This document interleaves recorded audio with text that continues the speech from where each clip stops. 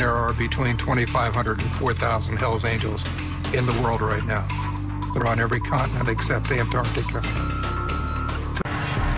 According to law enforcement officials, the Mongols and Hells Angels are members of a secret society of outlaw motorcycle gangs, known as one-percenters. They are 1% that don't conform. They don't follow the laws, they live life on their terms, and they don't worry about repercussions. The Hells Angels name itself comes from a World War II bomber squadron.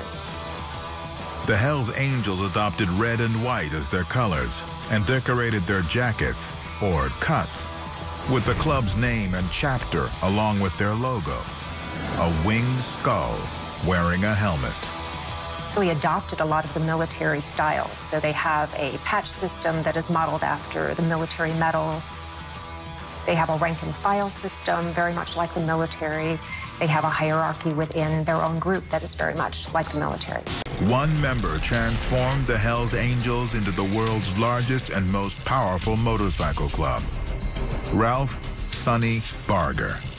They started seeing other bike gangs as enemies. Hells Angels want some of the same similar things that we want, but they're willing to engage in criminal activities to obtain them. Is it possible that the Hells Angels' most dangerous crime has been convincing the public that they are simply a band of rebel bikers out in search of the American dream? They have an image for the public, and then they have their private image. And so the public image is what they would like people to believe, that they are just motorcycle enthusiasts that have come together and they fund charities, Toys for Tots, and the public image is really a foil for criminal exploits. The Hells Angels is an organization, a group of people that get together to ride motorcycles and have fun, go to parties and do whatever. Now, because whatever, that may be the problem. Well, but what I'm just getting at is because certain people in the Hells Angels have committed crimes in the past, does not make the organization a criminal organization. Show us respect, you get treated with respect. You act like an asshole, you get treated like an asshole. As far as what my religious beliefs are Hells Angels. That's my religion, my way of life, my profession, everything. We live amongst our own law. We don't care about society, you know what I'm saying? We don't care about nobody but ourselves. We are the elite of the elite. I had no trade whatsoever, except for Hells Angels. I guess that'd be a trade. Come on, Howard, we know you're a rough. But I had no trade, you know, and therefore I will be in jail, later, one way or another. As much as they look like they route for no good, they can do more good than harm. There's no crime to be committed around here, which is good. What is that? They demand a lot of respect. I got that motherfucker, beat him with the fucking hammer. The dude was on his knees telling me about his mother and all this shit, you know? Oh, fuck your brother, man. They're scary, man. They're all big, and strong and good in all the violent spaces. October 1976.